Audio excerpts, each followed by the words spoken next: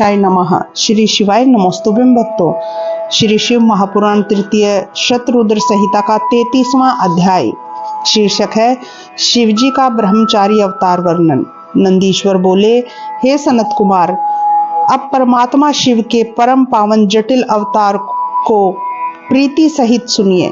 जब दक्ष पुत्री सती अपने पिता से अपमानित हो उन्हीं के यज्ञ में शरीर को त्याग कर हिमाचल के घर मैना के रूप में उत्पन्न हुई और शंकर जी को पति रूप में पाने के लिए पवित्र तप करने लगी, शंकर जी ने उनके तप की परीक्षा के लिए अद्भुत से भी अद्भुत एक ब्रह्मचारी वेश बनाया और वे अत्यंत वृद्ध ब्राह्मण का शरीर धारण किए। भगवान शंकर उत्कंठित हो देवी को देखने के लिए उनके समीप पहुंचे।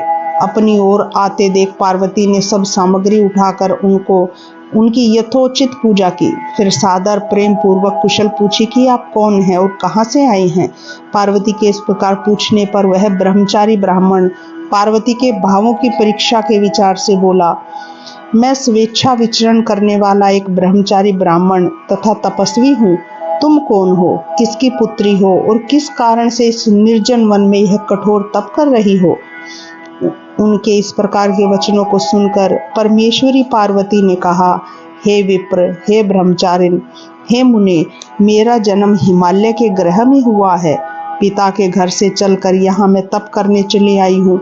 मैंने अपने मन, वचन और कर्म से शंकर जी को ही पति भाव से वरण कर लिया है। यद्यपि मैं जानती हूँ कि उनका मिलना कठिन है, तथापि मैं तो केवल पिनाकधारी को ही प्राप्त करना चाहती हूँ। शिव जी के इस प्रकार के वचनों को सुनकर जटिल ब्रह्मचारी रुद्र हंसते हुए बोले, हे देवी, हे हिमालय की पुत्री, तुमने यह कैसी बुद्धि स्वीकार की है। रुद्र तो विकरात्मकता तथा जटाधारी है। वह सर्वदा अकेला ही रहने वाला और अत्यंत ही वैरागी है। अतः तुम्हें उस शिव जी का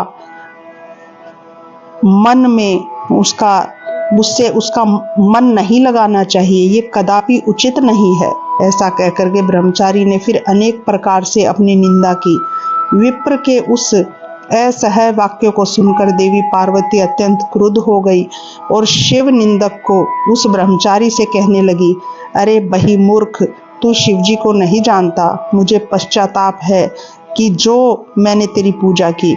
जो मनुष्य तत्व को ना जानकर शिव की निंदा करता है, उसका जन्म संचित पुण्य सब नष्ट हो जाता है। रे दुष्ट, तूने जो यह कहा कि मैं शंकर जी को जानता हूँ, तो तू परम प्रभु शिव जी को निश्चय ही नहीं जानता।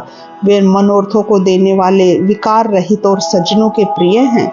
देवी की उस वाणी को सुनकर ब्रह्मचारी ब्राह्मण जो ही उसका उत्तर देने को तैयार हुआ, त्यों ही श्री पार्वती जी ने अपनी सखी विजया से कहा कि हे सखी, यह ब्राह्मण धर्म फिर कुछ कहना चाहता है।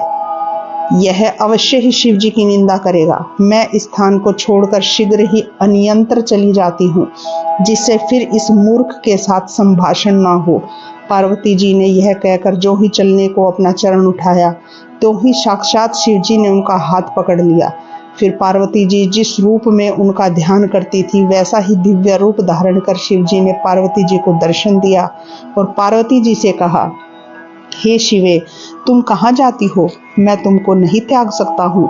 यह तो मैंने तुम्हारी दृढ़ भक्ति की परीक्षा ली है और इसलिए ब्रह्मचारी वेश बनाकर तुम्हारे पास आया हूँ। जो इच्छा हो सो वर मांगो, तुम्हारे लिए कुछ भी अदेय नहीं है। जब देवेश ने इस प्रकार कहा तो पार्वती जी अति मुदित हुई और प्रेम पूर्वक प्रभु से बोली, हे देवेश, यदि आप प्रसन्न हैं और मुझ पर कृपालु हैं तो मेरे पति होइए। फिर तो शिव जी ने सविधि पार्वती का पानी ग्रहण किया और कैलाश की यात्रा की। इस प्रकार शिव जी के ब्रह्मचारी अवतार का मैंने आपसे वर्णन किया। जो इस पाप रहित उत्तम कथा को सप्रेम सुनेगा, वह सुखी होकर उत्तम गति को प्राप्त करेगा। इस प्रकार शिव जी के 84 अवतारों की कथा समाप्त हुई।